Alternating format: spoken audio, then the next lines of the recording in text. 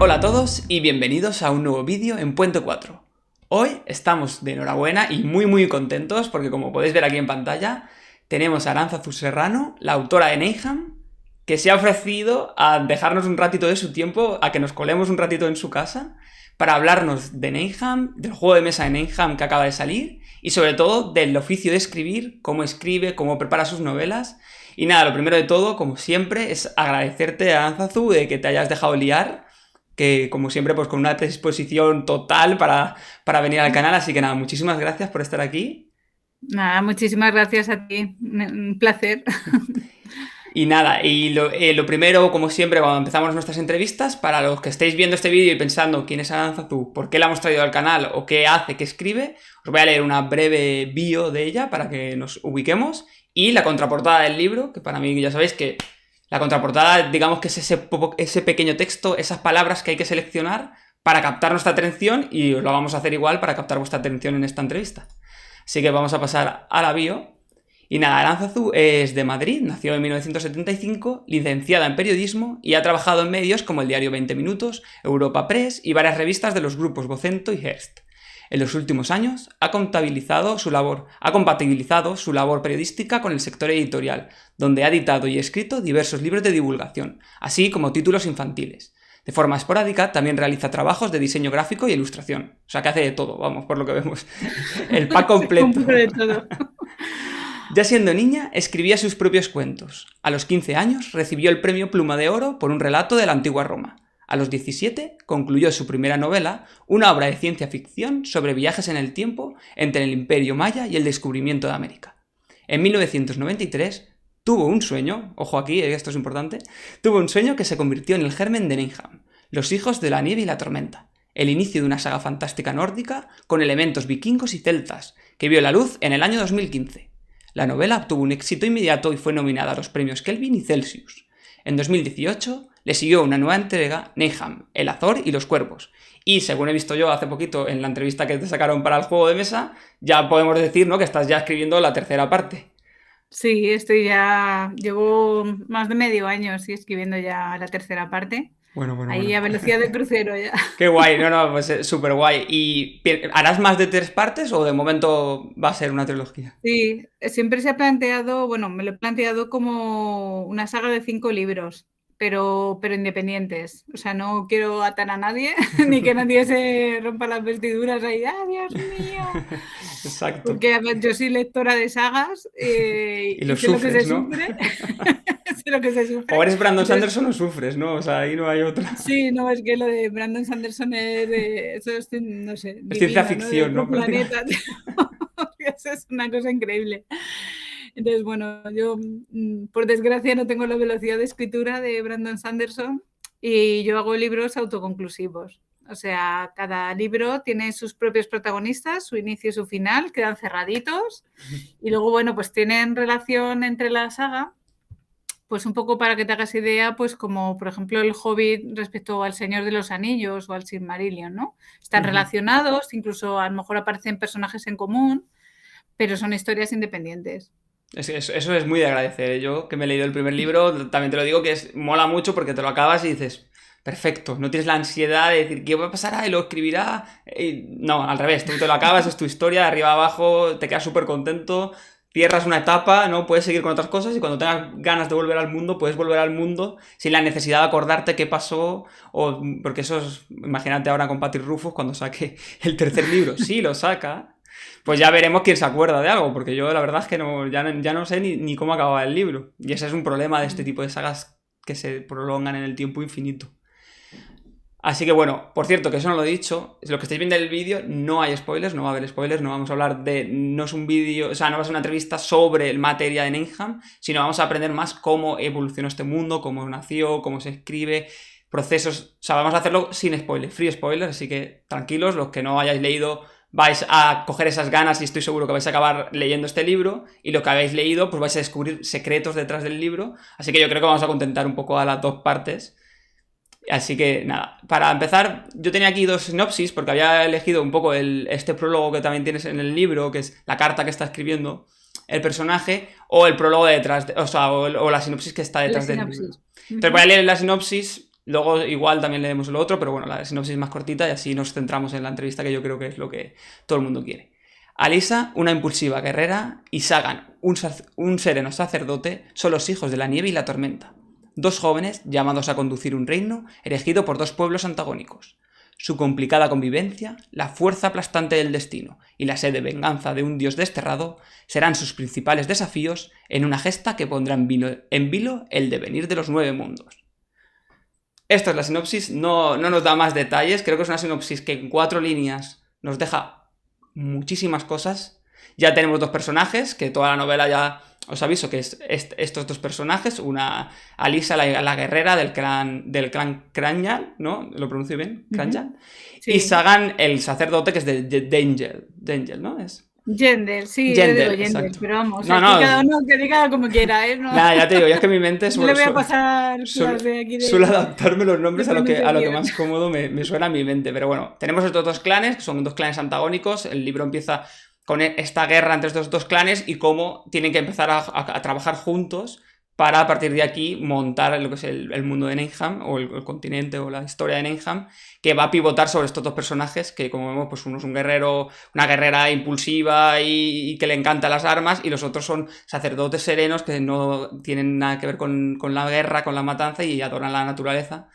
Y entonces todo esto le sumamos dioses, que es lo que más nos gusta siempre, ¿no? Un dios que quiere venganza, un dios que quiere desvelar secretos, un dios que quiere... Bueno, el cóctel es perfecto, como veis, fantasía épica pura y dura. O sea, aquí lo único, y yo creo que es lo que más mola de esta saga, es que no es la fantasía épica medieval a la que estamos acostumbrados, sino que Aranza Azul lo que nos va a hacer es transportarnos al mundo de Nehemham con la fantasía nórdica o con todo el lore nórdico por detrás, que yo creo que es lo que le da ese toque especial de esos libros que cuando estás leyendo siempre huele a fresco, a limpio, a nuevo. Es algo que dices, no es lo típico. Y eso para mí fue uno de los motores que más me impulsaron a seguir con este libro. Así que bueno, han pasado ya casi 7 años de la publicación del primer libro. Y yo la primera pregunta va un poco por aquí, por el tema de la ambientación nórdica. Y es un poco que nos expliques por qué. ¿Por qué decidiste hacer una saga épica nórdica? ¿Y qué relación tienes tú con toda esta cultura y con todas las cosas que nos explicas dentro del libro? Pues bueno, siempre he tenido gustos un poco raros, inusuales. Entonces, desde pequeñita, pues me gustaba mucho la mitología, ¿no? Primero la mitología clásica, pues todo lo de Ulises y tal, ¿no? Bueno, a ver, es que en los 80 con lo de Ulises 31 nos lo pusieron en bandeja, ¿no? Sí, Los sí. niños que veíamos entonces esos dibujos, pues no sé, ya te picaba la curiosidad de leer todas esas historias, ¿no? De, pues eso, la Ilíada, la Odisea, ¿no? Y luego, pues soy también desde pequeña muy lectora de cómics.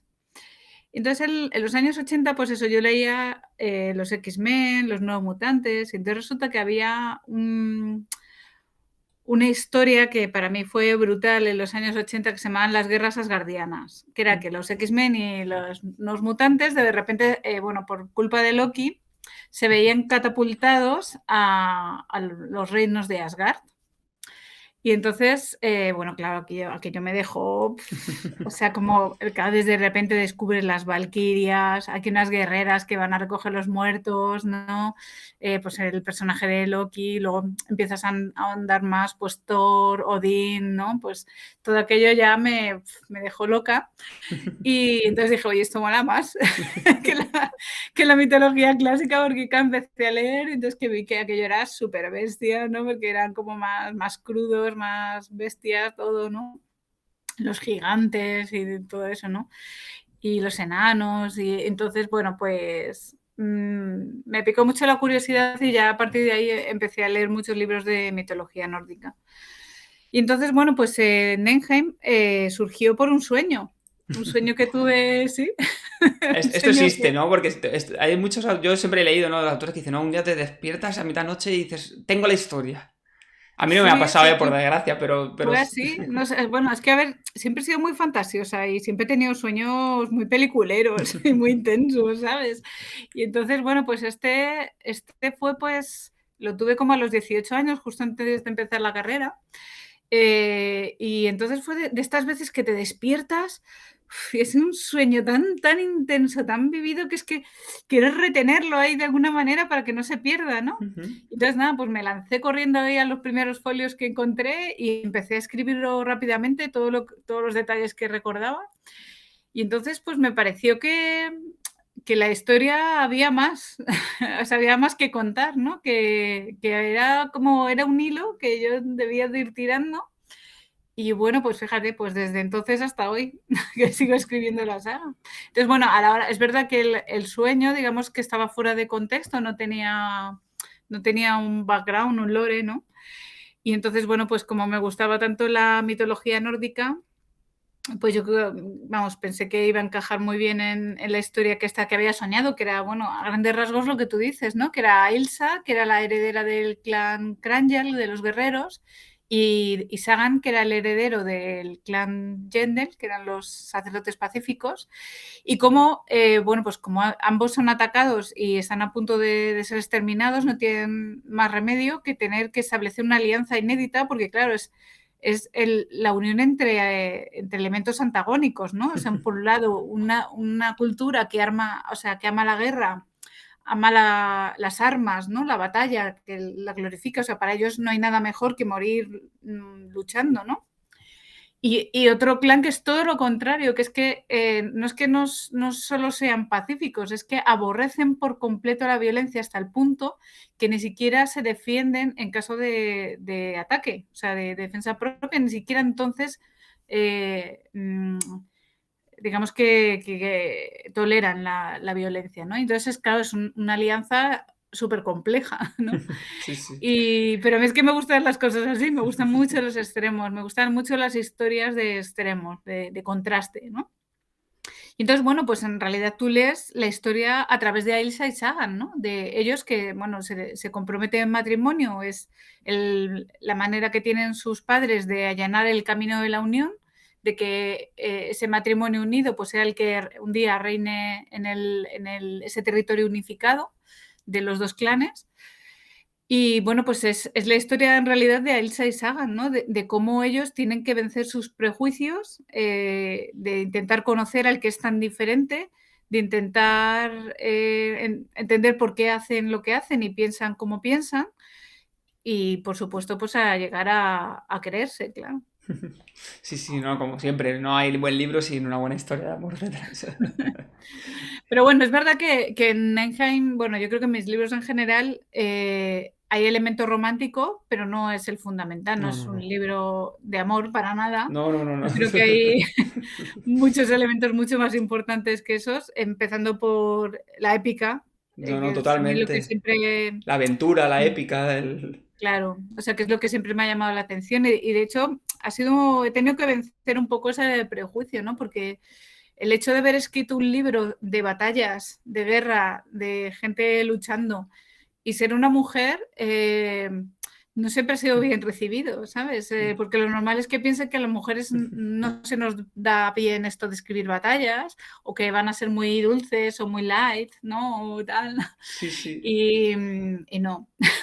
Mira, pues De hecho, justo, en mis libros muere mucha gente. justo hace poco estuve hablando con la autora de un libro que se llama Yantek, que es Ah, sí, Miriam, sí, y sí. estuvimos hablando y justo ya comentaba lo mismo, que uno de sus problemas o una de las cosas que más le había costado de vender a Yantek es que como el libro es tan crudo y tan bestia, todo el mundo decía, no, tu mujer, un libro así, no, no, no, tal. Y yo decía, pero ¿por qué no? Pues si a mí también me gusta que se maten y que haya batallas. Entonces, un poco cogiéndote este hilo, yo tenía aquí una pregunta y era un poco hablando de ser mujer, escribir fantasía, y ya no solo eso, sino encima ser español y escribir en un mercado que para nosotros es un mercado como ya súper salvaje y que está con la reticencia de no, no, solo queremos cosas de fuera.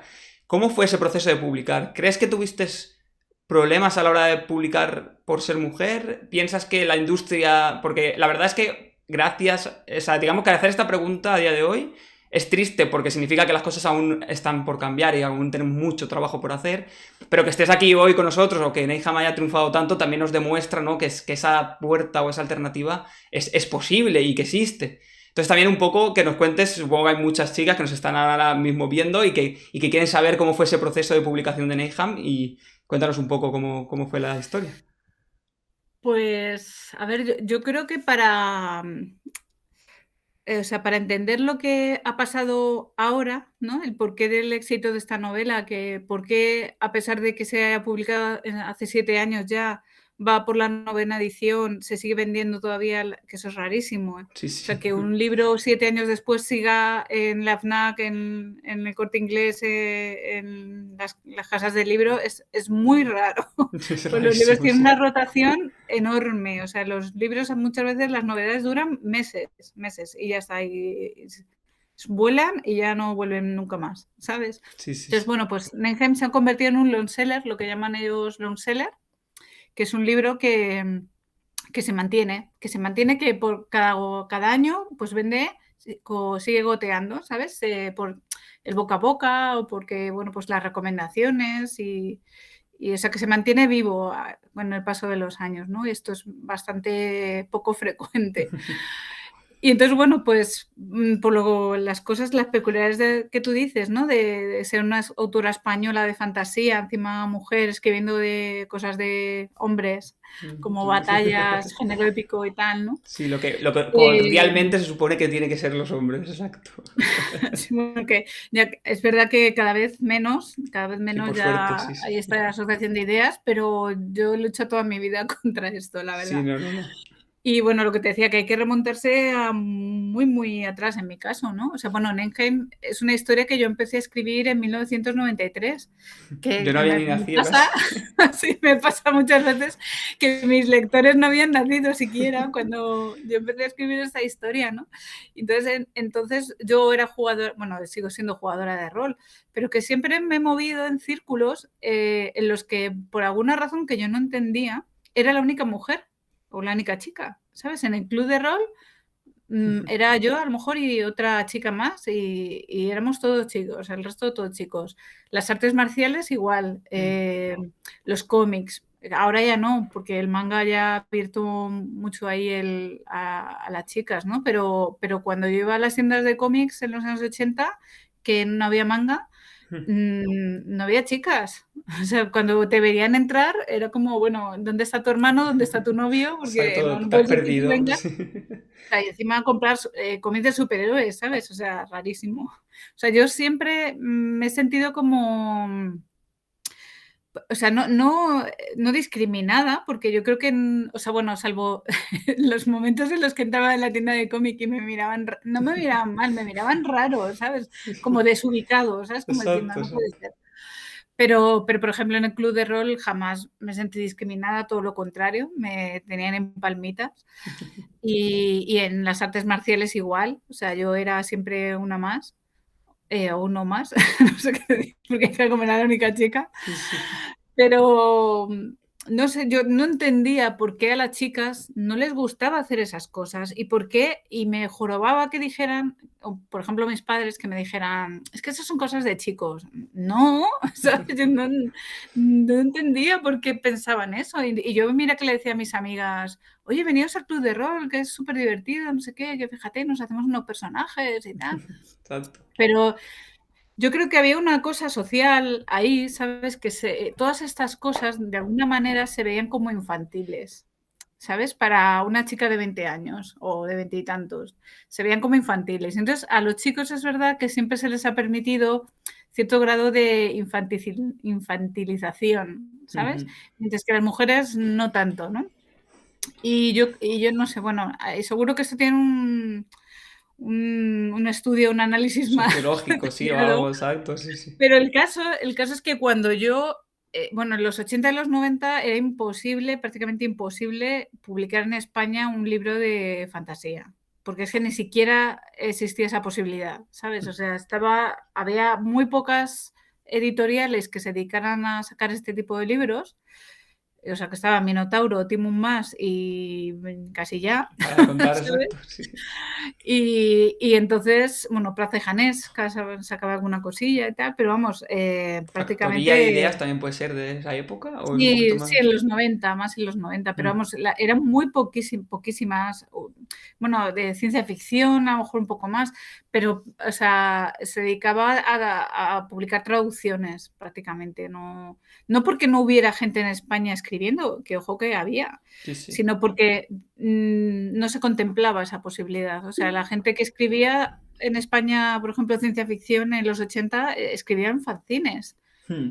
porque no tenía otra manera de darse a conocer. Entonces, cuando yo empecé a escribir en Engen, es que no tenía ninguna expectativa de publicar, porque sabía que era imposible, que es que no había posibilidades. O sea, quiero decir, estaba Javier Negrete con lo de Claro. la saga de Tramoria y ya, es que no había más, no había más. O sea, Ya está. Y ya se había entonces, ganado un nombre antes haciendo novela histórica y como para poder meter la fantasía, porque si no, yo creo que tampoco hubiera podido empezar por fantasía.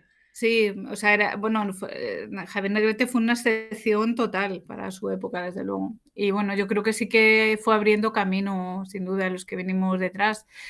Pero yo creo que el punto de inflexión, sin duda alguna, fue Laura Gallego. Sí. O sea, Laura Gallego fue el que rompió todos los esquemas de los editores en España y de repente hizo ver que la fantasía podía ser muy lucrativa, que era algo que a ningún editor se le había ocurrido hasta Que es entonces, lo que ¿sabes? interesaba al final. Si no publicaban a la gente española era porque para ellos no salían las cuentas. Claro, a ver, eso es algo que sigue ocurriendo hoy en día, ¿sabes? Los autores extranjeros venden mucho más que a nivel de unidades, ¿no? Que los españoles. Pero, o sea, la cuestión era que Laura Gallego demostró que la fantasía tenía un campo muy grande que arar, ¿no? Y Exacto, un nicho. que sí, no, pero que ya no era un nicho, ¿eh? Porque, bueno, ella, claro, a ver, ella abrió ese camino en la fantasía juvenil, ¿no? Infantil y juvenil. Y entonces de repente, pues, se convirtió en un bestseller, una cosa increíble que no se había visto nunca en la vida. Coincidió con el éxito de Harry Potter, coincidió con el éxito de Juego de Tronos un poco más tarde.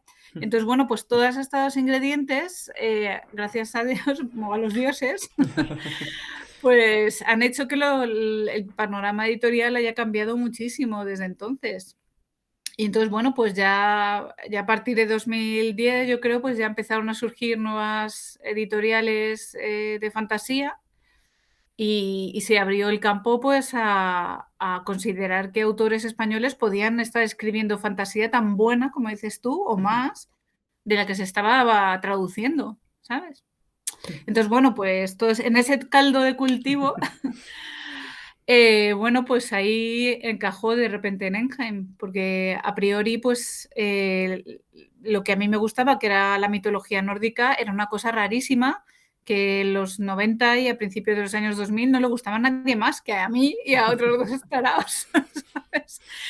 Y entonces no, era la época de Crepúsculo y entonces nada Ah, más que editaban libros de vampiros. bueno, vampiros. Eh, entonces, bueno, pues tuve la suerte de por fin de llegar en el momento adecuado, con la persona adecuada. Bueno, pues todo el auge este de la serie de Vikings y en las pelis de Thor, con lo de, o sea, Marvel, con Thor y Loki y tal. Bueno, pues yo creo que ya se fraguó ahí un ambiente adecuado y dieron luz verde pues, a publicar mi libro. Y, hombre, yo creo que no, a nivel editorial, creo que no consideraron si era mujer o hombre y si eso podía ser un hándicap. Pero sí es cierto que llamaba la atención que el número de libros que se publicaban, que se entendía que tenían un estándar de calidad apto para ser publicado, o el estándar comercial también, porque a ver, no hay que olvidar que, excepto las pequeñas editoriales o editoriales más especializadas, pues las grandes editoriales lo que quieren es vender libros, obviamente, no son Seguro. ONGs. Entonces, el elemento comercial está siempre ahí y sobre todo es, bueno, a veces pesa más que el rasgo editorial incluso. Bueno, pues me llamaba la atención de que seguíamos siendo muy pocas mujeres en mi editorial, por ejemplo, a nivel de publicar. O sea, a lo mejor en 4 o 5 años de publicación, autoras españolas se publicaron 2 prácticamente, que fueron Concepción Perea y yo. Y se publicaron muchísimos autores españoles en contra. Se discriminó. No me lo parece, ¿sabes? Pero el caso es que creo que había una discriminación anterior en lo que te Exacto. decía, del hecho de que éramos pocas mujeres las que nos gustaba este tipo de literatura. Entonces, las que, digamos, las lectoras de entonces somos las escritoras de ahora. Claro, y no había un referente, Entonces ¿no? había pocas lectoras de género adulto, te estoy hablando, porque claro, ya lo de Laura Gallego ahí cambió el paradigma totalmente, ¿no? Y ahí se generaron muchísimas lectoras de fantasía.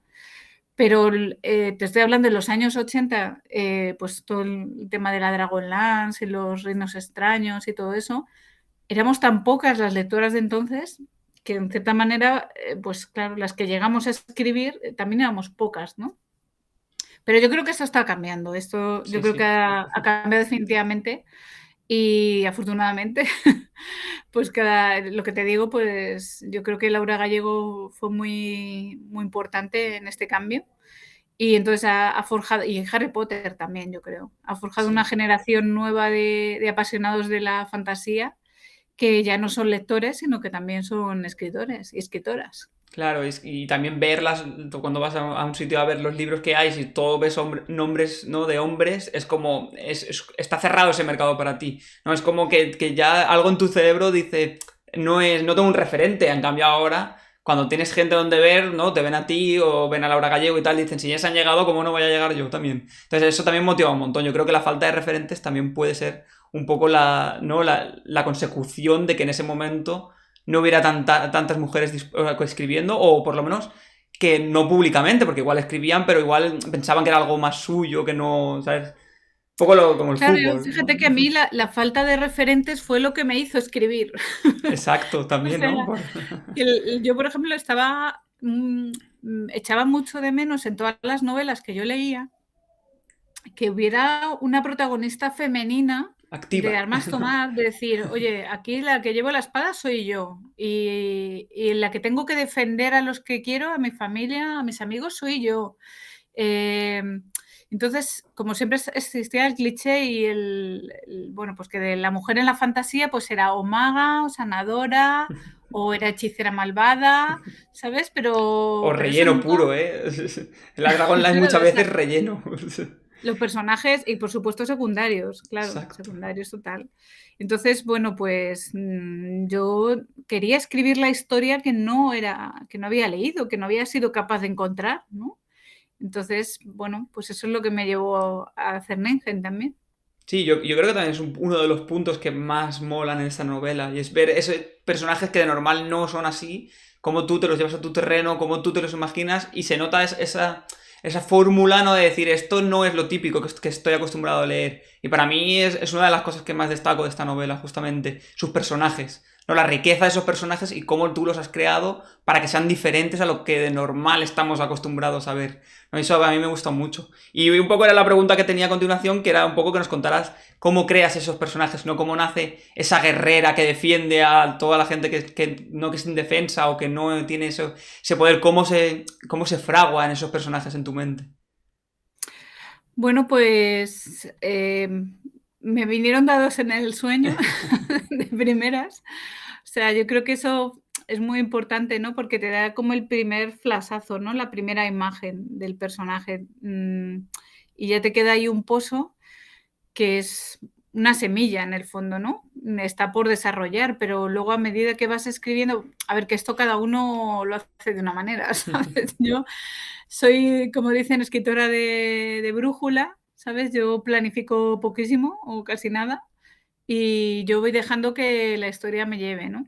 Y entonces, bueno, pues la creación de personajes para mí es un poco como caminante, no hay camino, se hace camino al andar, ¿no? O sea, el personaje se va creando, se va, digamos, haciendo entero, tomando sustancia a medida que voy escribiendo la historia.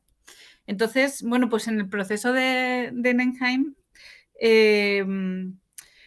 pues es un libro muy especial. Yo siempre, bueno, lo tengo aquí, el Sí, tochaco. sí, sácalo tú porque yo lo tengo aquí, porque cuando son muy grandes yo siempre los llevo en forma portátil. Bueno, que esto en realidad era más gordo todavía. Aquí se ve un ladrillazo enorme de casi 900 páginas, ¿eh? O sea, aquí estamos Anderson y yo ahí a par. Estás luchando por el título del libro gordo. Eh, pero bueno, pues al contrario que Sanderson, yo tardé 20 años en escribir esto. Porque no porque me costara, sino porque no tenía ninguna intención de publicarlo. Entonces, para mí era un hobby total. O sea, era, venga, ¿qué hago esta tarde? Venga, me apetece escribir un rato, pues venga, escribo. Y a lo mejor no escribía más hasta 2 meses después.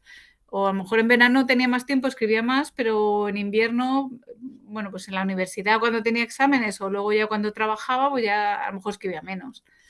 Entonces, lo curioso de Nenheim, lo que hace yo creo de esa historia un libro muy, muy, muy especial y diferente, es que los personajes crecieron conmigo. O sea, cuando yo creé los personajes yo tenía 18 años y tenía, pues claro, todas las fantasías y las ideas que tienes a esa edad, ¿no? De es todo blanco o negro, es todo muy extremo, ¿no? O Exacto. sea, es como todo igual, súper Pasional, desgarrador. totalmente, exacto. Y entonces ahí la traición es imperdonable y todo, ¿no? Y es todo muy extremo, ¿no? Y eres súper idealista y el mundo funciona así, ¿no? O blancos o negros, ¿no? Pero claro, al ir desarrollando la historia y yo creciendo, los personajes también iban creciendo conmigo y entonces se iban dando cuenta de que el mundo no era así, no era blancos o negros. Entonces había situaciones que a lo mejor tú no podías hacer lo que querías y te veías obligado a hacer cosas que a lo mejor en un principio no querías hacer, pero no estaban mal hechas, sino que es que eran lo que tenías que hacer, cosas necesarias, ¿no? O bueno, o a lo mejor una traición ya la podías perdonar, ¿no? Porque había matices ya, ¿no? Exacto, Y estaba el ya veías que los gris, ya. personajes no eran solo blancos o negros, o malísimos o buenísimos, sino que son personajes más reales, ¿no? Más con sus inseguridades, con sus imperfecciones, que se equivocan, que aprenden de sus errores y maduran, ¿no? Y entonces ese proceso de maduración pues fue a la par, yo como escritora y mis personajes según iban creciendo, porque en una historia, como bien sabes, que empieza desde que los personajes son niños hasta Toda que ya la son saga. más Exacto, adultos, ¿no? sí. Y entonces, bueno, pues ese proceso de maduración ha sido del todo natural, ¿no? Porque ha ido conmigo, ¿no? A lo largo de los años. Y yo creo que ese es un libro que se nota que es especial por eso. Y porque durante todo este tiempo yo iba recogiendo, iba alimentándolo como fuego lento, ¿no? Como se suele decir. Y entonces el proceso también de world building, ¿no? De construcción del mundo, que está basado en la mitología nórdica, pero como, bueno, como tú bien sabes, no es mitología nórdica pura ni es el mundo vikingo puro, es un mundo que yo me he inventado con Inspirado, cosas de ¿no? esa cultura, pero he creado mi cultura propia.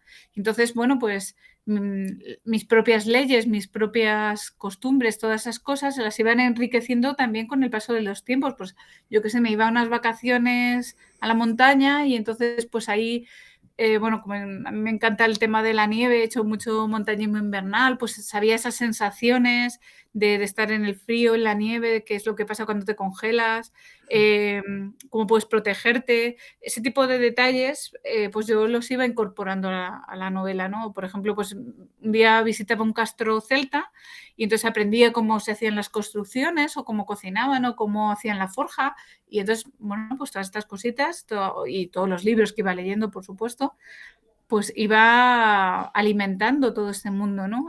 Enriqueciéndolo. Ujú.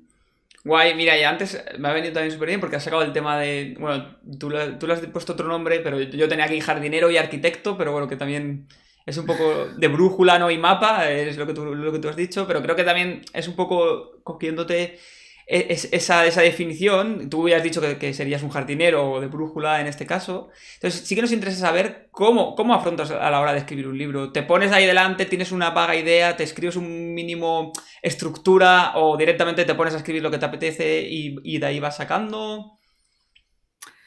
Pues a ver, en el caso del primer libro de Nenheim, ahí yo creo que fui a brújula total. O sea, me dejaba llevar por la historia. Entonces, pues iba escribiendo las cosas según se me van ocurriendo. Luego, claro, esto te obliga a reescribir muchísimo. Por eso también tardé tanto, claro. Porque aparte que, claro, tú imagínate, cuando terminé la historia, de escribir solo la historia, más o menos yo ya tenía 33 años, ¿vale? Ya estaba casada y tenía un hijo. O sea, tú imagínate, y ya llevaba trabajando como periodista ya, pues más, sí, 10 años o por ahí, ¿no? Tú imagínate el estilo narrativo que yo tenía entonces comparado con el que yo tenía cuando empecé la historia con 18 años. Claro. Es que no tenía nada que ver. Entonces, claro, aparte de eso, que ya fue, eso solo me pasé 4 años solo editando y corrigiendo el libro. Porque al final me quedó una historia como de 1400 páginas aproximadamente. Pero a mí es que editar me encanta. O sea, a la mayoría de escritores lo odian, Lo esta odian. parte de editar y corregir, pero a mí, no sé, me gusta mucho así corregir y pulir. Es como, no sé, como muy, como muy artístico, ¿no? Como si tuvieras una escultura a la mano, ¿no? Y entonces vas puliendo los defectos, vas ahí perfeccionando. Es que soy muy perfeccionista. Soy muy Ah, por eso te perfeccionista. gusta, claro. Y entonces sí me gusta lo de editar y corregir. Y entonces, claro, eso me obligó pues a una corrección muy, muy larga. Y bueno, pues el hecho de haber escrito totalmente a brújula, claro, me obligó también a corregir muchas cosas también. Y luego el segundo libro no, ese ya fue más profesional, por decirlo así, porque ya ahí ya no escribía para mí, no era un hobby, sino que ya tenía un público que estaba esperando el segundo libro. Y tampoco me podía demorar otros 20 años. De hecho, tardé 2, lo cual no estaba nada mal. Para mí, quiero decir, No, para no, los tiempos no. de Madre mía. Sanderson, eso es, es una tortuga. Pero vamos, para mí 2 años está bien. Y entonces, bueno, pues ahí ya planifiqué un poquito dentro de lo que soy yo. Bueno, pues tenía claro cómo iba a empezar la historia, cómo iba a acabar, me documenté. Iba esbozando un poquito las ideas que tenía para escribir, pero bueno, a pesar de eso también di muchos golpes de timón así, la lugaos. De hecho, bueno, El azor y los cuervos me encanta porque es un libro que se nota que escribí del tirón y que escribí ya de una manera como más profesional, no tan amateur, ¿no? Porque ya es más una historia más entera, es muy trepidante, pasan muchísimas cosas, es todo muy inesperado, hay muchos cambios de guión. Bueno, o sea, se nota un ritmo de escritura y de lectura muy diferente respecto al primer libro de Ehrenheim. Son Y, 2 libros muy diferentes, la verdad, y yo creo que el tercero también lo está haciendo. Cada uno es un libro muy, muy diferente del anterior. y un poco cuando planteas puntos de giro, porque claro, el tema de ser un escritor que vas descubriendo un poco las cosas, también el tema puntos de giro es como más complejo, porque los escritores, como en mi caso, o Fabián, por ejemplo, que también estuvo aquí en el canal, que somos muy pesados, o sea, que escribimos todo antes, o sea, no nos dejamos nada al azar porque si no ya no nos coincide el puzzle. O sea, ¿cómo haces para que luego, o sea, te ha pasado de descubrir a medida, decir, buah, esta idea es buenísima, pero he perdido los 5 capítulos que acabo de escribir, no me van a servir porque tengo que volver a traerlo para que me case con esto?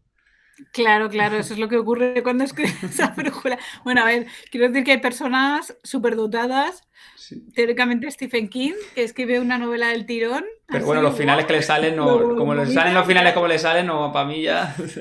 Sí, o sea, bueno, no digo que no haya gente que no sea capaz de hacerlo, pero lo normal si escribes a brújula es que tengas que reescribir y sí, yo he tenido que tirar a la papelera y volver a reescribir muchas cosas porque ya no me servían. Y de a lo mejor de la idea principal a lo que al final ha terminado siendo el libro, a lo mejor que hay veces que no tiene nada que ver, ¿sabes? O sea, por ejemplo, en La zona de los cuervos, sin decir spoilers, yo tenía la idea de que iba a ser una historia de viaje, de un viaje, y al final, cuando llegó el momento del viaje, ya estaba al final del libro, porque había contado tantas cosas antes que al final la historia de ese viaje que yo tenía pensado en un primer momento era casi lo menos importante de todo, ¿no?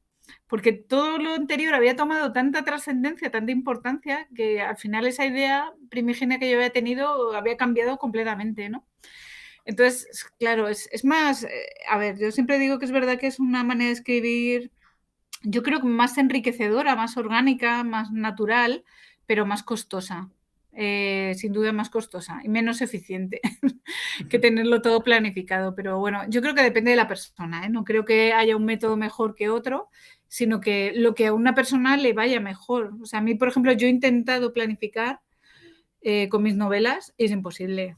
No puedo planificar porque es que no me sirve nada. O sea, para mí es trabajo tirado a la basura. O sea, si hiciera, por ejemplo, como hay personas, como David Begil, que es una de las personas que más planifican con diferencia que conozco. O sea, que a lo mejor antes de escribir el libro se tira un año entero ya planificando y ya tiene el libro prácticamente ya de la pea a la paya. O sea, solo tiene que escribirlo. Y tiene tarjetitas. Tú pregúntale por el método de tarjetitas, que es brutal. Sí, sí, sí. Pues yo eso lo intenté, nada, no me duró ni 2 capítulos, porque es que, o sea, porque que ya había cambiado todas las ideas que había planificado, ya las había cambiado, las había desechado. O sea, que es que no va con... tiene que ir con la persona. Quiero decir que hay otras personas que lo de planificar, por ejemplo, le dan seguridad. A lo mejor porque tienen miedo a lo de la página en blanco, les cuesta más arrancar o tienen miedo del bloqueo este de escritor. Pero es que en mi caso es el contrario. Yo tengo verborrea escritoril, o sea, yo como Necesitas que te puedes ver, dejen. o sea, de 1400 páginas se tuvo que recortar, pues imagínate, casi 400 de lo que había escrito. O sea, a mí no me cuesta, yo creo que nunca me he quedado bloqueada, al contrario, o sea, para mí la página en blanco es un reto, o sea, es como, ¡guau! Venga, ¿sabes? O sea, necesito más páginas en blanco. Porque tengo que llenarlas todas, ¿sabes? O sea que es que a ver, yo soy una persona muy imaginativa, muy soñadora, siempre lo he sido. Entonces, para mí eso no es una dificultad. Entiendo que para otras personas, pues les viene mucho mejor lo de planificar, que por otro lado es mucho más eficiente. Porque por el tema de las estructuras, ¿no? Porque ahora escuchándote hablar se me ocurre porque el tema de las estructuras, los 3 puntos, o sea, el planteamiento de un desenlace o el camino del héroe, lo que sea, de las estructuras, digamos, más narrativas, ¿cómo lo haces para cuadrarlos? ¿O tú vas tirando y luego lo vas ajustando? ¿O ya tienes una idea de decir, Ah, vale, pues va a tener por lo menos estos actos? pues yo creo que lo hago todo de una manera muy intuitiva, muy intuitiva. Y ¿sabes qué pasa? Que quien hemos leído mucho, ya todo eso lo tenemos muy interiorizado de manera inconsciente. Entonces, yo es que era una niña que me pasaba de pequeña las tardes enteras en la biblioteca metida. O sea, que yo leía y leía y leía. Y entonces, inevitablemente esas estructuras ya se te quedan en el subconsciente. Ya es que, bueno, a mí es que no pienso demasiado en ello, la verdad. Es que me sale así. Y de hecho, me doy cuenta de que mis libros, se subdividen siempre en tres estructuras, en 3 bloques, que siempre coinciden con planteamiento, nudo y desenlace, pero es que cada uno, o sea, es que en Enheim está subdividido en 3 libros a su vez, ¿no? Es que dentro de esos libros también hay planteamiento, nudo y desenlace, ¿sabes? O sea Sí, que, y sí, es no una lo he hecho de matriosca. Sí. manera consciente. O sea, ha sido todo de una manera completamente intuitiva. No, no, eso es Intuitiva. un lujo, ¿eh? Ya te digo que a los que no tenemos esa facilidad, eso es muy complejo, o sea, y además es de estructurarlo, porque si no, no funciona. Y es eso, si, yo entiendo que cuando lees mucho, cuando tienes como muy interiorizado, pues te nace y funciona súper guay, claro. Y un poco el tema de los títulos. Nos gusta preguntar por los títulos en este canal, no es una típica pregunta, pero ¿cómo eliges tus títulos? ¿Cómo piensas los títulos? Es que parece una chorrada, pero luego cuando nos ponemos a escribir, yo para mí es de lo más difícil, ¿eh? Te pongo en el Sí, top sí. 9 el título, ¿eh? De dificultad, o sea. Sí, sí, para mí también, ¿eh? Y ya no te digo como escritora, como periodista, el Claro. titular era siempre lo último que ponía, siempre, siempre, siempre. O sea, primero escribía la noticia, la entrevista, el reportaje, lo que fuera, y lo último siempre el titular, porque para mí era lo más complejo, sin duda, sin duda. Y en los libros me pasa igual. En los libros es lo último que pongo. O sea, yo, por ejemplo, ahora con Engen 3 se me van ocurriendo títulos y los voy apuntando todos, pero no, para mí es Nenheim 3 de momento. No, no tengo el subtítulo todavía pensado ni decidido, porque hasta que no tenga la historia completa no sé realmente cuál va a ser el título, ¿sabes? Que el título tiene que ser la historia entera. Entonces, como Exacto. encima soy de brújula y todo puede cambiar de un momento para otro, pues que es absurdo que ponga un título al principio. Hay gente que le pasa al revés, que de repente se les ocurre el título y de ahí ya sacan la historia entera, ¿sabes? Pero no en mi caso. Pero a la hora de escribir capítulos, tú, o sea, ¿tienes el capítulo como capítulo 1, capítulo 2 o le pones un título? Porque hay mucha gente que le gusta escribir con el... Por eso, justo un poco lo que dices, ¿no? Con el título del capítulo porque ya le hace como un resumen de hacia dónde va a ir. Por ejemplo, David lo hace seguro. David. Y además David hace una cosa muy curiosa, que es que titula con lo último que ocurre en el capítulo. No sé si te has fijado. Sí. O sea, casi el título es casi el último párrafo el último del final, capítulo. Sí, Entonces pone ahí el título, ¿no?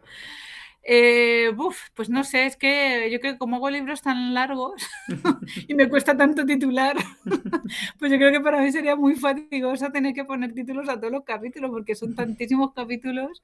Entonces, no, yo los numero. De simplemente los números, no sé. Bueno, tiene su encanto titular los capítulos, ¿no? Porque, bueno, es como que tiene ahí su intriga, ¿no? Y te anticipa un poco lo que puede pasar. Claro, porque en la publicación sí que pone a capítulo, pero claro, yo te lo preguntaba porque igual nos descubrías hoy en plan de no, yo en mi documento privado, ¿sabes? Los tengo como, les pongo titulillos, o sea, hay gente que a mí me ayuda también, pero igual a la hora de publicar por lo que tú dices, como hay tantísimos, pues te dicen, no, mejor que pongas 1, 2, 3, 4, que después más cómodo. No, realmente la verdad es que yo no puedo quejarme de que me hayan condicionado muchos mis libros a la hora de publicarlos, ni aun tratándose de una gran editorial. O sea, en mi caso, la única condición que me pusieron, que fue una gran condición, pero que yo entendí que era lógica, que era que no podían publicar un libro de 1400 páginas. Exacto, bajarle el grosor. Porque, claro, era una autora novel, pues eso, tenía todas las condicionantes, todos los obstáculos del mundo de ser una autora española, lo que hemos dicho antes, escribiendo fantasía, escribiendo épica. Eso, pues nadie me conocía, tampoco tenía aquí grandes redes sociales como ahora, que eso te abre mucho el camino, la verdad. Exacto. Entonces, bueno, pues no tenía padrinos, ni tenía grandes ayudas. Entonces, es que, claro, un libro de 1400 páginas, no sé primero si la gente se lo habría comprado porque iba a costar a lo mejor 40 euros o por ahí. Y te asusta, es que te asusta también. Claro, entonces era inviable, yo eso lo entendía que era inviable. Entonces, bueno, pues hice el esfuerzo de quitar todas las partes que tenía que quitar. Las que consideré más prescindibles, que luego me dio mucha pena porque algunas consideraba que tenían que haber estado. Pero eso te va a preguntar. O sea, ¿hay alguna opción de que en algún momento podamos leer ese Neyham secreto o ese Neyham? Sí, de hecho hice como una especie de las escenas eliminadas. En un documento, lo guardé todo en un documento en un PDF y se puede descargar en la página web de Neyham.com. Sí. Se llama, le puse nombre, se llama Las visiones de Rundnir. Porque Rundnir, si te acuerdas, era esa esfera de cristal, no, de hielo que tenía Norkin, el dios Norkin, en el que podía ver otros sitios y otros lugares, ¿no? Y entonces, bueno, pues me hizo gracia esa analogía de poder ver en la esfera de Rundnir lo que no podías ver en el libro, ¿no? Que había pasado, pero no podías ver en el libro, ¿no? Y entonces, bueno, pues ahí reuní un poco todas esas, bueno, no todas, sino las escenas que yo consideré que en mi criterio sí que deberían haber ido, porque no es que fueran fundamentales para la comprensión del libro, pero eran más enriquecedoras, ¿no? Aportaban más lore, sí. Y bueno, pues ahí las... Qué guay. Pues no, yo no lo sabía, pero ya en cuanto acabe esta entrevista ya tengo faena para revisar. Y hay una pregunta que yo creo que ya para enfocar esta recta final, que ya llevamos casi una hora y la gente ya sabes que en internet más de 5 minutos de atención, ¿no? Sí. Pero bueno, yo creo que hoy está súper interesante, así que yo hay una pregunta que yo sé que la gente, los seguidores de Neyham, mucha gente que va a venir a este vídeo está esperando que te la hagas o que te la tengo que hacer, que es que si nos puedes adelantar, nos puedes decir algo de Neyham 3, porque sé que la gente tiene muchas ganas, y si puedes adelantarles algo, pues seguro que se ponen muy contentos, y si no te hago esta pregunta se van a enfadar o lo van a poner en los comentarios, así que... Bueno, pues a ver, sin spoiler, porque claro, no quiero contar nada. Pero bueno, sí que puedo deciros que es un libro muy, muy potente en muchos sentidos, sobre todo en el de la protagonista que estoy construyendo. O sea, yo creo que va a ser posiblemente el mejor personaje de toda la saga. Wow. Sí, es un personaje brutal, brutal. O sea, y con esto lo defino todo. Va a ser muy, muy, muy de un calado enorme y un personaje sí, muy bestia. O sea, por todo lo que es la psicología, la trayectoria, por todo lo que vive. Yo creo que va a ser uno de los puntos más fuertes de esta novela, sin duda.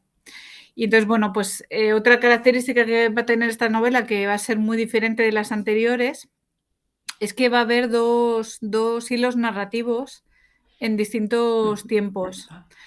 Uno que es, bueno, continúa, digamos, tiene la continuidad temporal del resto de la saga, ¿no? Que ya sabes que cada libro es una generación diferente. Exacto, sí, sí. Entonces, bueno, pues el tercer libro es la tercera generación de Yendel y Krangel que viven juntos.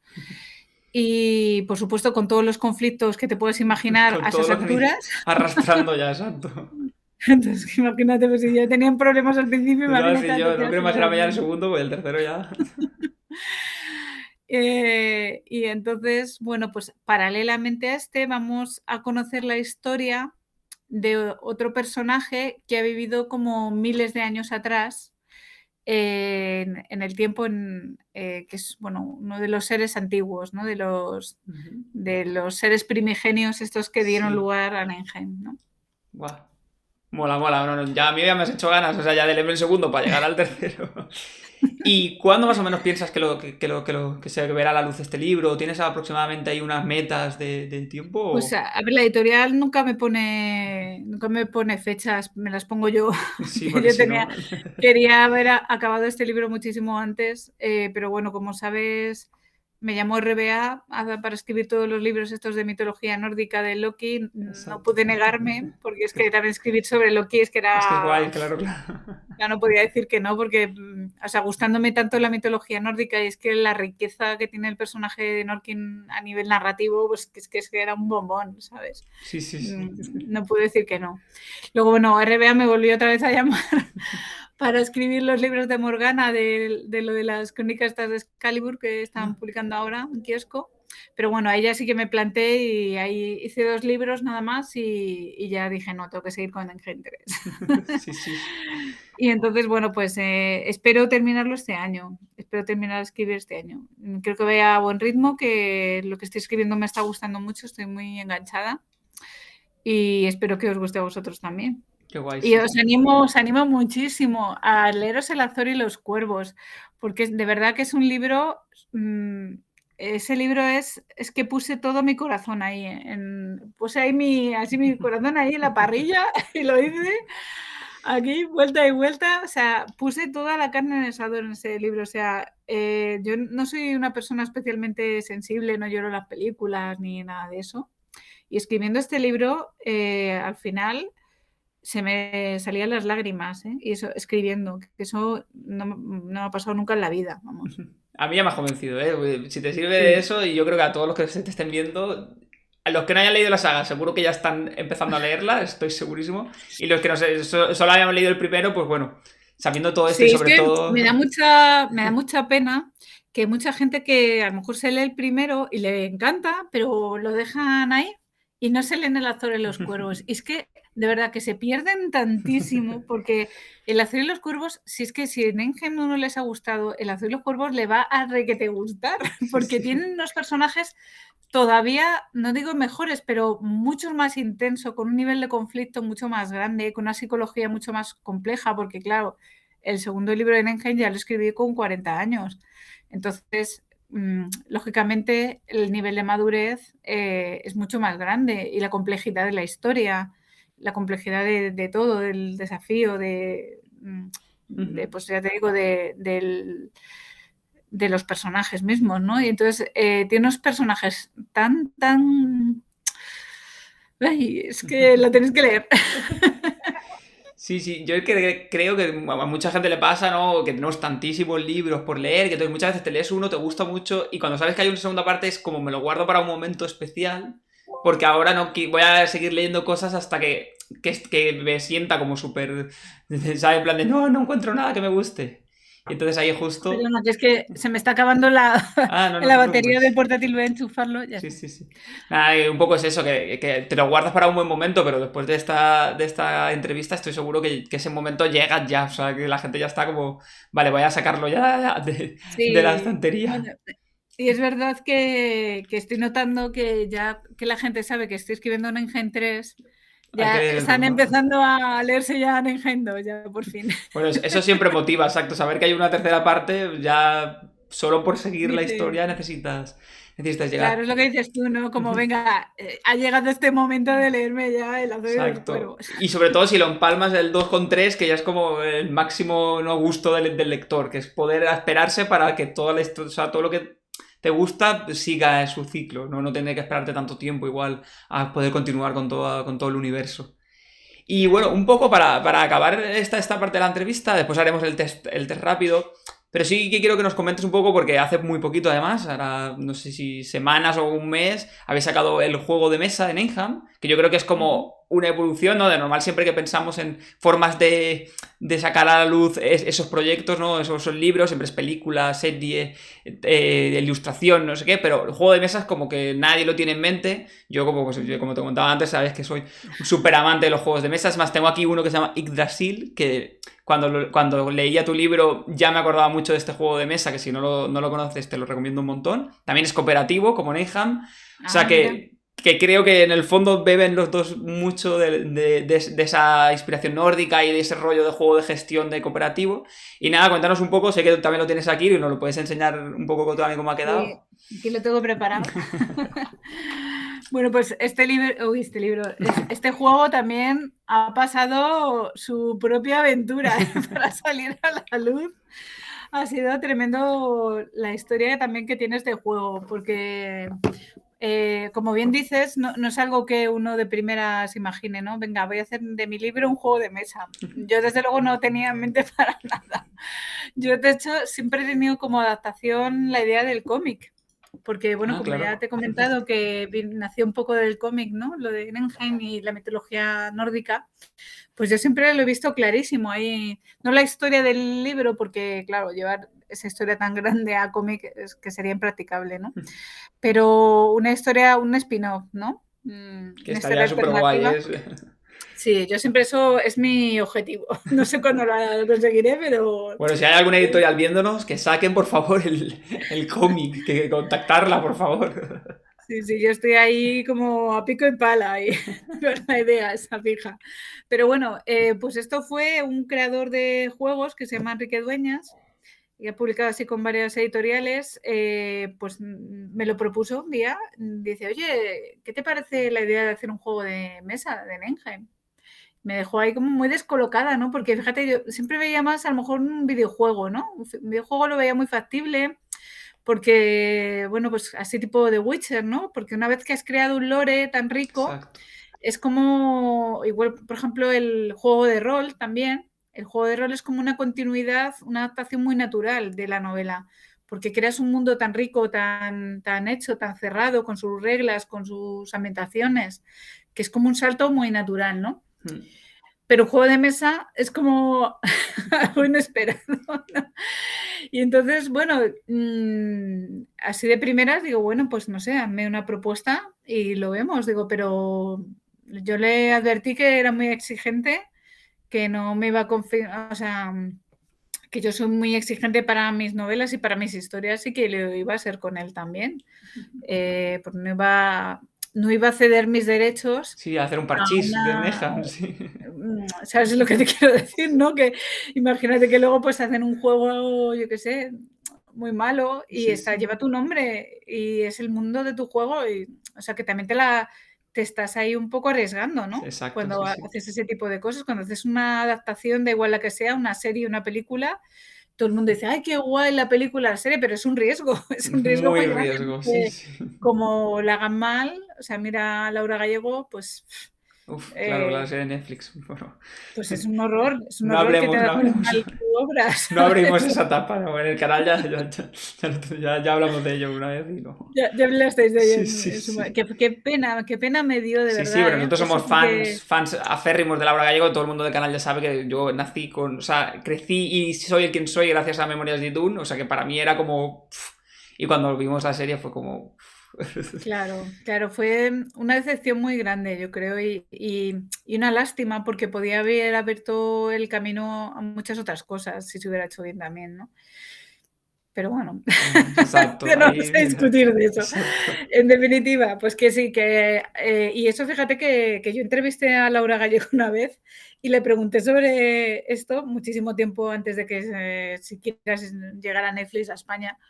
Y ella me decía que ya era reacia a adaptar Memorias de Idún a formato de imagen, porque decía que eso, que no le gustaba arriesgarse, ¿no? En ese sentido de que la adaptación no fuera fiel o no reflejara su historia y tal. Y mira tú por dónde. No, mira, si al final, exacto. Pero bueno, el juego. Bueno, pues yo le dije, a ver, que tenía que reflejar el libro, que tenía que ser una adaptación, a ver, no fiel, porque claro, obviamente la dinámica del juego pues es diferente de una novela, ¿no? Pero que los elementos de la novela tenían que estar ahí. Por eso era obvio que tenía que ser un juego colaborativo, porque al final Nengen trata de la unión de dos clanes antagónicos, de que tienen que dejar sus diferencias para colaborar, de que pues eso, que tienen que tener un espíritu, pues eso, de unión, ¿no? De Ujú. alianza. Entonces, luego otra cosa que exigí también a la editorial, una vez ya pues él se puso en contacto con una editorial, con Gen X Game en este caso, y le Ujú. interesó el proyecto, es que no solo me tenía que comprar los derechos de la novela a mí, sino que tenía que comprar todos los derechos de imagen de la novela para que tuviera el mismo logo que los libros, que de hecho al final ha quedado tan parecido que es que parece como un libro más. Es verdad. Y coger la misma ilustradora de las portadas, que es Vero Navarro. Que es una maravilla, sí, sí. Y Son porque yo preciosas quería todas. que tuviera, o sea, que se identificara nada más Que el verlo. lore, sí, sí, o sea, la Claro, imagen. y la imagen del juego estuviera claramente en línea con las novelas, ¿no? Y entonces, bueno, pues afortunadamente, pues el director de Gen X Game pues entendió que era lo correcto, es lo que debía de hacer. Así que pues contactó con Penguin Random House para comprar los derechos y bueno, pues conseguimos que Vero Navarro encajara sus proyectos para poder hacer esto, pero resulta que cuando estábamos empezando llegó la pandemia. Chancha. Entonces, bueno, pues seguimos trabajando, pero todo por videoconferencia. Entonces, pues en esa fase se empezó a hacer pues todo lo de, te lo voy a enseñar, que es la parte que más me gustan, que se empezó a hacer toda la parte del diseño de personajes. Que hay 10 personajes en el juego, que son 10 personajes del libro, que eso también elegirlo también fue Exacto, te voy a decir una yo, con batalla. la cantidad de personajes que salen, sí, sí. Fue una batalla y entonces, bueno, pues Qué durante el guay. confinamiento duro, pues ahí estuvimos en videoconferencia pues con el proceso de diseño de la ilustración de personajes, que fue una pasada. Fue una pasada porque, claro, para mí como autora, Buah, ver hecho claro. real mis personajes de esta forma tan bonita, ¿no? Porque no Tan... existían ilustraciones o sea, aparte de las que salen en las portadas. Claro, bueno, sabes que yo dibujo un poco ahí, ahí un Sí, poco sí, lo he visto por dibujando las redes amateur. sociales, sí, sí. Y entonces sí, yo tenía dibujados mis personajes, pero claro, no es lo mismo dibujarlos yo con mi estilo ahí de andar por casa que verlos diseñados así, dibujados de esta forma tan preciosa, No, tan son una maravillosa, pasada, ¿eh? ¿no? Son súper bonitos. Y entonces, bueno, pues luego, pues toda la fase de producción de la pandemia, pues, o sea, del juego, pues coincidió con la pandemia, coincidió con la crisis de la navegación esta de los puertos de Ah, China, lo claro, del claro. canal, la escasez de papel. Claro, claro, claro, que los juegos de O mesa sea, tuvieron que es que nos ahí ha tocado todo, nos ha tocado todo. una Entonces, odisea, sí, sí.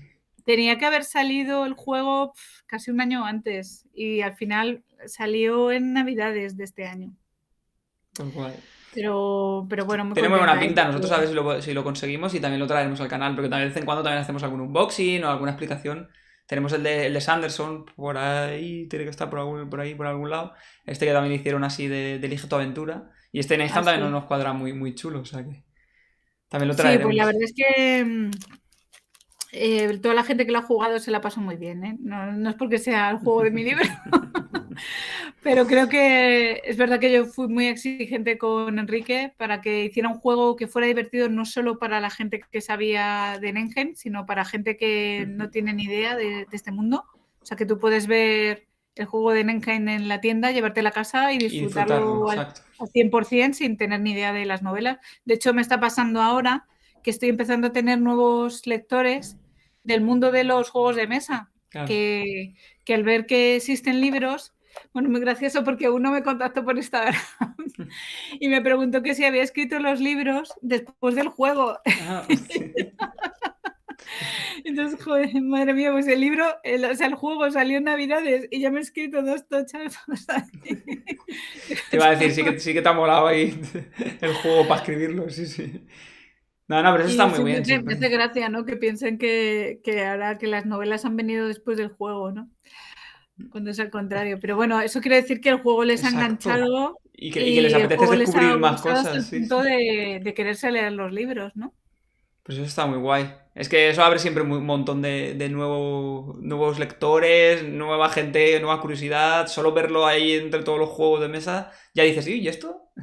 ¿Esto Claro, qué? además llama bastante la atención porque como es así blanquito Pues te y iba a la decir verdad es yo, que es todos que, los juegos de mesa son súper mira, coloridos y fíjate que tal. todos más o menos tienen colores así. En blanco no hay ninguno, creo, casi ninguno. Sí, así, sí, alguno he El visto Time por ahí, Stories, sí. sí, ahí el Time Pero, Stories. El Concept. pero vamos, casi ninguno, que casi todos son así, tienen muchos coloridos y tal, ¿no? Y llama mucho la atención, es verdad. Está súper guay. Pues nada, a ver si lo conseguimos, también lo traeremos para el canal, seguro. Y yo creo que ya para ir cerrando un poco, hay una pregunta, o más es una pregunta, un consejo, algo que siempre solemos preguntar a todo el mundo, y es que, ¿qué le dirías a la gente que está empezando? Y esa pregunta es como la mítica, entonces yo la suelo reconvertir a ¿qué le dirías a tu yo del pasado cuando empezó a escribir? ¿Qué consejo, qué cosa de las que has aprendido durante todos estos años? Son muchos años escribiendo. Pero si pudieras quedarte con un consejo, ¿qué le dirías, no? A esa Aránzazu que está empezando a escribir y qué consejo le darías a ella ahora.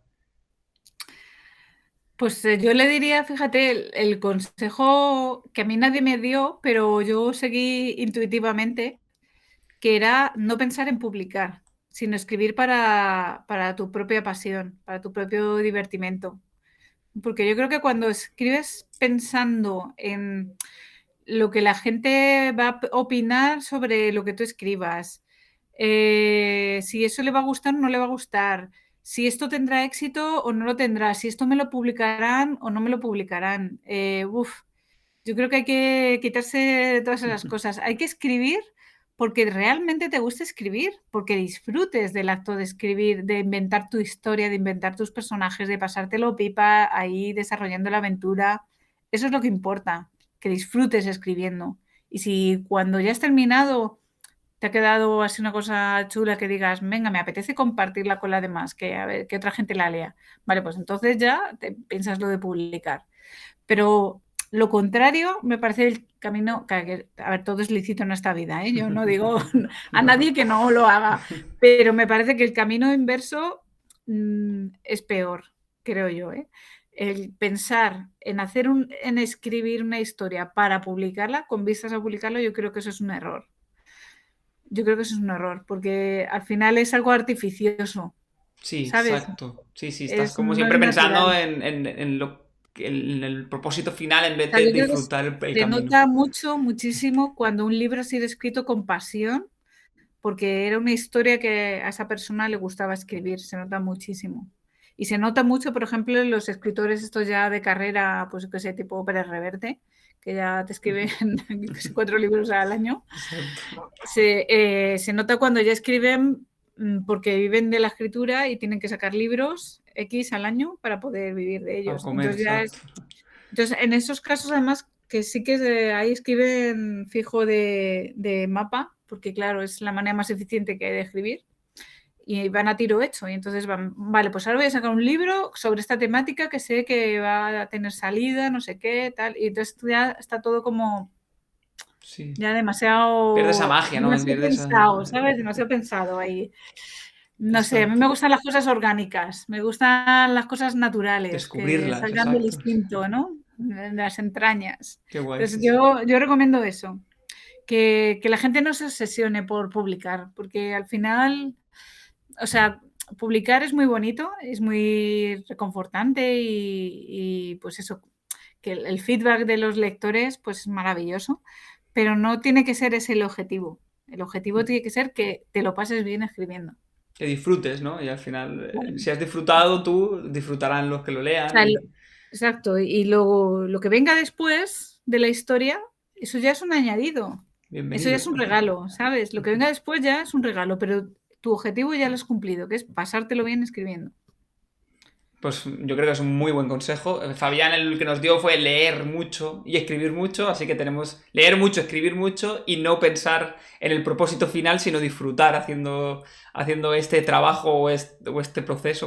Al final es un trabajo, pero bueno, es un pasatiempo, ¿no? Una forma de evadirnos y también creo que es muy, muy chulo y yo la voy a coger también el consejo porque me vendrá bien. Y nada, para acabar ya, ya llevamos creo que una hora larga de entrevista, así que vamos a cerrar con nuestro famoso y maravilloso test rápido. Ya sabes, 10 preguntas, respuesta rápida, concisa, y vamos a ver un poco quién es Aránzazu de verdad. Madre mía, qué tensión. Así que nada, empecemos. La primera pregunta, ¿qué libro te estás leyendo? Pues me estoy leyendo el de Forjada en la tormenta de David Begil. Es primicia porque todavía no se ha publicado. Y es el libro que saldrá en mayo. Y bueno, es una pasada. Tengo que deciros que, chicos, que tenéis que leeroslo porque es que no ves estas cosas que dices, se supone que estoy leyéndolo por obligación, que no es tal obligación, porque, a ver, a mí me apasionan los libros de David Begil, que es justas las, dices tú, es que tú pensabas en un libro y en un otro. A mí es que me encantan los libros de David Begil, los disfruto muchísimo porque yo creo que conectan también con mucho conmigo, ¿no? Sí, A lo mejor. es que es lo que comentábamos antes, fuera de antes de empezar la entrevista, de que son dos libros, aunque sean muy diferentes, pero tu estilo de escribir y el de David tienen cosas en común y muchas veces estás leyendo uno y dices, uy, o sea, esta forma de Claro, sí. narrar, esta forma de contar Sí, historia sí. me suena, o sea. Pues eso, David y yo, pues sí, no sé, tenemos esa conexión, esa manera de hacer historias muy parecidas, ¿no? Y entonces, claro, sus historias tienen todos los elementos que a mí me gustan. Y entonces, el de Forjada en la tormenta, que encima tiene protagonistas femeninas ahí empoderadas y que molan un montón, wow, es que lo estoy disfrutando muchísimo, muchísimo. Y le auguro un gran éxito a este libro, va a ser una pasada, ya Qué veréis. guay. Serie preferida. Uy, pues mira, te voy a decir Juego de Tronos. Aún Así con de el las final, últimas ¿eh? que he visto. ¿Película? El Señor de los Anillos. ¿Cuál de las tres? El Retorno del Rey. ¿Grupo de música preferido? Pues te voy a decir Vangelis, que no es un grupo, es un Sí, compositor, sí. pero, pero es un compositor que me ha gustado desde muy chiquitita, desde los 13 años, y siempre me ha acompañado, es que no me canso nunca de Es que es escucharlo. maravilloso. Juego preferido, en este caso puede ser juego de mesa, juego de ordenador, o sea, de consola, juego... Pues me gusta mucho el Carcassonne. No Un sé, mítico. es un juego así muy, en el fondo es muy simple, pero eso de ir construyendo y expandiendo ahí las ciudades y Es que los es muy bonito, caminos, exacto. no sé, me encanta, me paso muy bien jugando a Carcassonne. A mí también, a nosotros también, yo con mi chica siempre es el juego mítico que no puede fallar en una tarde jugona, el Carcassonne siempre, es muy guay. O sea, en eso coincidimos plenamente. ¿Qué libro siempre recomiendas? La historia interminable. Me parece Guapísimo. basiquísimo, o sea, Sí, un sí. básico, vamos. Y ahora, por Y contrario... además, Ah, dime. en cualquier edad, de niño, de Ah, no, joven, de no, claro. adulto, a cualquier edad. Me parece un libro que todo el mundo tiene que leerse. Yo lo he releído hace No, poco y la verdad que lo he disfrutado casi más que cuando lo leí siendo joven. Bueno, aún somos jóvenes, pero siendo más más joven. joven. Y ahora, por el contrario, ¿qué libro nunca recomendarías? Jolín, eso es difícil, ¿eh? Un libro que nunca recomendaría.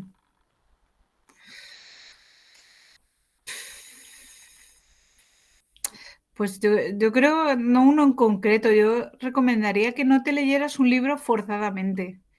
Que eso a veces le pasa a la gente que hay una historia que no le gusta y está ahí como, venga, va, y sigo y tal, y está sufriendo. O sea, yo ya no sé si es por la edad que tengo o qué, pero ya como ves que tienes un tiempo limitado y Fuera. muchísimos libros que leer, dices, o sea, hay que amortizar el tiempo, hay que ir al grano. Sí. Y entonces si un libro no te gusta, pues no sigas leyéndolo, porque es que no es que el libro o sea, si no te gusta un libro, no te engancha, no es que sea malo o ni siquiera no es que sea para ti, a lo mejor ni siquiera es el momento, que eso pasa mucho, que es como un mismo libro, como dices tú, a lo mejor la historia interminable, a lo mejor lo lees demasiado pronto y no, me pasó a mí, por ejemplo, con El Hobbit, que a mí me decía todo el mundo, ay, Tolkien, tienes que leerlo porque te va a encantar y tal, no sé qué. Y intenté leer El Hobbit, pues que con 15, 16 años, y claro, yo decía, esta historia de enanitos con gorros de colores, claro, yo me imaginaba los enanitos de Blancanieves, Exacto. ¿sabes? Porque es que te los describen así, no, o sea, no te les me imaginas como Los las de la películas peli, de Peter exacto. Jackson, ahí, wow, con Sí, enanos sí. ahí Como los de como... Neyham, es verdad, porque el enano de Claro, o sea, Neyham. los enanos de Tolkien eran como los de Blancanieves y los siete enanitos, con gorritos de colores. Y entonces, claro, yo con 15 años que estás ahí como renegando de tu niñez, Exacto, ya es como, como esto no, por fuera. favor. Y entonces renegué, a causa de eso, renegué de Tolkien durante muchísimo tiempo. Y no fue hasta la universidad, ya que tenía 20 y pico años, que ya me decidía, bueno, perdí una apuesta, mejor dicho, perdí una apuesta y me obligaron a leer El Señor de los Anillos y ya fue cuando, guau, ya me rendí a los pies de Tolkien. Claro, y entonces, es que es eso, que lo había leído en el momento equivocado. Guay, no, es una buena respuesta, en verdad. No, no hay libro para no recomendar, pero sí libro que no conecte para abandonar durante una época, por lo menos, y volver. Yo ya Claro, sabéis que si tengo que recomendar uno para no leer es Crepúsculo. así. Bueno, pero fíjate, es que yo por eso no me atrevo a decir nunca un libro que no deba leer nadie, porque es que Crepúsculo, es un libro que yo no he leído personalmente, mm, pero me ha sorprendido de gente, de amigos súper cultos, de que leen alta literatura como muy reconcentrada, que les apasionaba Crepúsculo. Y entonces digo, Sí, joder, pues tan malo no puede ser, ¿sabes? Si amigos que exacto. tengo con un gusto tan refinado, tan tal, si les apasiona, no, bueno, pues que hay libros que Sí, conectan en verdad, contigo, mientras que leas, exacto. Yo creo que lo importante es tienen leer, algo ¿no? que te aporta algo, que te emociona, que te hace sentir, ¿no? Pues entonces en ese aspecto no hay libro malo, ¿no? No, exacto, no es libro malo. Muchas veces depende de ti mismo y de los momentos. A ver, y hablando del libro, ya no que no te gusta, sino al revés, ¿qué personaje te ha marcado más en tu vida? O sea, si tenías que quedarte con un personaje de todos los que has leído. Con Eowyn de Rohan. Eowyn de Rohan para mí fue mi adalid, porque es que date cuenta de lo que hablábamos antes, que yo venía de leer literatura fantástica donde la mujer tenía unos personajes siempre, pues eso, muy secundarios, demasiado pacíficos para mi gusto, ¿no? Porque a mí, bueno, como ya te he dicho que hacía artes marciales, pues a mí me gustaba la caña, ¿no? Repartir, Ahí, exacto. venga, sí, sí. O sea, me gustaba que es que luego que yo soy la persona más pacifista del mundo, ¿sabes? Es que es una paradoja, pero me gusta el combate, me gusta eso, ¿no? La cosa del combate, de la guerra, de las batallas, es algo que me atrae muchísimo. Y que esto siempre se ha considerado poco femenino, no acto de Ya, sí, nuestro sí. sexo, no Según sé, en lo que fin. nos imponen, sí, desde arriba, sí. Pero, entonces, claro, para mí el personaje de Owen de Rohan fue como la revelación, porque Sí, era de repente una mujer, claro, que los Rohirrim, que están basados en la cultura vikinga, claro. En realidad, Tolkien lo que estaba describiendo era una escudera, la figura de la Una... escudera de la mitología nórdica, ¿no? Ujú. Entonces, claro, fue como una revelación para mí, o sea, por fin una chica que toma la espada y encima mata al rey brujo ahí, que no le Claro, puede matar claro. nadie, ¿sabes? Es Entonces, genial, claro, sí, sí, sí. para mí fue, sí, sí, un faro en la oscuridad, Qué fue un faro en guay, la sí, sí, oscuridad. sí. Es que además ese personaje es lo que tú dices, es que es como muy diferente y en ese momento es como wow, o sea, es como que está todo el rato ahí y de repente es como pum, es súper importante, o sea, sin Claro, a ella mí me no pegó un pasaría nada, subidón claro. Me pegó un subidón en la historia cuando de repente aparece ese personaje brutal, ¿no? Porque sí, en realidad todos los otros personajes femeninos de Tolkien son muy de estándar, ¿sabes? Sí, sí. Mm, la tal, la elfa, Fine, tal, no sé, aquí sí, súper, exacto. ¿sabes? Galadriel, no sé qué, sí, exacto, exacto. ¿Sabes? Y pues la hechicera, la maga, la sanadora, ¿sabes? O Todos sea, están fuera de la acción, sí, sí, claro, pero están. de repente te planta ese personajazo, ¿sabes? De que dices, no temo la muerte, sino temo unos barrotes que me encierren, ¿sabes? Que dices, ¡guau! Yo quiero ser ella, ¿sabes? Y entonces, claro, ahí yo me identificaba muchísimo con Eowyn de Rohan. Qué Y yo guay. creo que hay mucho en Ailsa, yo creo que hay mucho de ese Ay, personaje. sí, ahora que lo dices, es fácil ver ahí un espejo, sí, sí. Sí. Y si tuvieras que coger un escritor de referencia, ¿cuál sería? Pues para mí, ya lo he dicho esto muchas veces, pero que a veces sorprende cuando la gente se lo digo, pero mi escritor de referencia es Frank Herbert, ¿Eh? el escritor de Dune. Uno Y de hay mis libros muchísimas preferidos. cosas que me han influido de Frank Herbert a la hora de escribir Nenheim, empezando por la manera de estructurar la saga. Porque en Sí, el claro. fondo yo estoy contando la historia de un sitio, de un lugar, y por eso también el nombre de mi saga tiene el nombre de un lugar, que es Nenheim, y Dune es Dune, ¿no? Porque estamos, en realidad, el protagonista real de mi historia, de mis novelas, es el lugar, es la Sneham, tierra, sí, sí. y cómo evoluciona, ¿no? Eso es otra cosa que me fascina mucho de Frank Herbert, ¿no? El detallismo y el realismo con el que ha construido su mundo, hasta o sea, pues todo es súper congruente, ¿no? Todo está súper pensado. Y cómo evoluciona eso, bueno, en su caso a lo largo de miles de años, Mm. yo no llego a tanto, en mi caso serán 100 años más o menos en la historia de Nenheim, pero esa manera y bueno, en la narrativa de Frank Herbert también me veo bastante, o sea, me ha inspirado mucho, sí. Qué guay. Yo sí, si dijera que todo el mundo piensa automáticamente pues que será Tolkien o será George R. Martin o tal, ¿no? Bueno, esos autores me gustan mucho, pero como escritora yo creo que el que más me ha influenciado es Frank Herbert, sin duda. Qué guay. Sí, sí, a mí me encanta, ¿eh? Yo justamente soy un fan aférrimo de Dune. Y por final, la última pregunta es tu saga preferida, pero creo que, que la vamos a adivinar, Sí, ya ¿no? está Igual. contestada. Pues sí, es Dune, sí. Sí, sí. Es que además yo la leí por primera vez el primer libro, pues como con 17 años o por ahí. Y, y al contrario de lo que le pasa a mucha gente, que es lo que te digo, que no es que no hay un buen libro o un mal libro, sino un libro que conecte contigo, ¿no?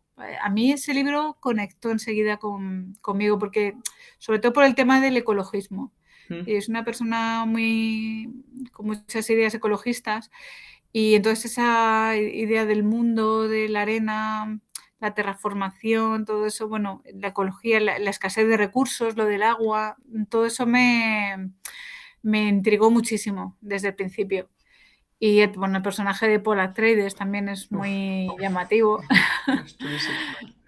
Y bueno, sí, es una saga. Luego me he leído no solo todos los libros de la saga de Dune, sino también los que ha escrito su hijo. De esos me he leído bastantes, como 8 o 9 por ahí también. Mira, yo no sé si esto lo tienes en el radar, pero esta es mi última adquisición, una de las que más Es el juego, la Ah, aventura de rol, o sea, el juego de rol que han sacado ahora de Dune, que es sí, sí, sí, sí, lo he visto. Ojo, pero es que vale 100 euros o por ahí, ¿no? vale mucha pasta, sí, sí, sí, 60 o Es 70 que sí, no- sí, vale muy caro. Pero, Sí, lo pero vale vi. cada euro, ¿eh? O sea, ya te lo digo, es que está todo, Sí, no, más que tiene unas es ilustraciones que es una espectacular. pasada. Ya te digo, yo es que Sí, también sí, estoy súper enamorado de esta saga, así que... me ha tentado mucho, me ha tentado, pero no sé, bueno, terminará cayendo, ¿eh? Yo lo que tengo aquí, mira, es que también está muy bien.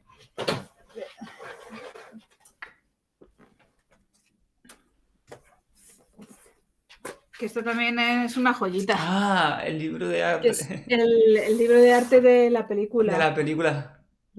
Que es una, bueno, es que claro, la película es que es una obra de arte en sí misma, entonces todo el arte de la Guau. película, de todo el diseño pues, de vestuario, de ambientes, además que a mí los concept art es que tienen una cosa que es que me flipan muchísimo Wow. Sí, sí, sí. y, y bueno, es que no se ve muy bien con el reflejo No, no, pero se intuye, se la ve pantalla, ahí. pero buah, es una pasada. Y tengo por ahí también la biografía de Frank Herbert que escribió su hijo, Ah, esa no la tenía yo en el radar. que es también muy interesante para entender Todo, por ¿no? qué escribió lo que escribió y tal, ¿no? Ah, pues también la buscaré, porque yo ahora estoy como en mi etapa Dune, le llamo yo. Etapa Dune, Sí, lo que solo pasa es hago... que la biografía no está traducida, la tienes que leer Bueno, en inglés. no pasa nada. Sí, total, ya aquí leemos todo Yo perdidos al río lo que ya. nos saque. No, no, sí, ya te digo yo. Otra cosa no, pero lee lo que nos echen, bien. Pues bueno, yo creo que ha quedado una entrevista muy chula.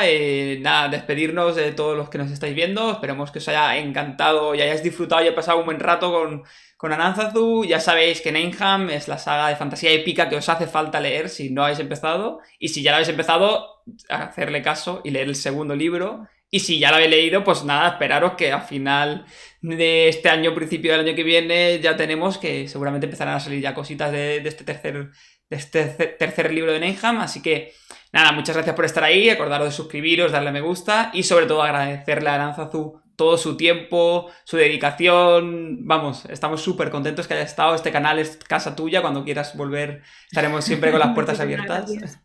Y nada, muchísimas gracias. Nada, ha sido un placer, de verdad, me lo he pasado muy bien ahí charlando este ratito. Ha estado muy guay. Pues nada, y ya sabéis que nos vemos en el siguiente vídeo.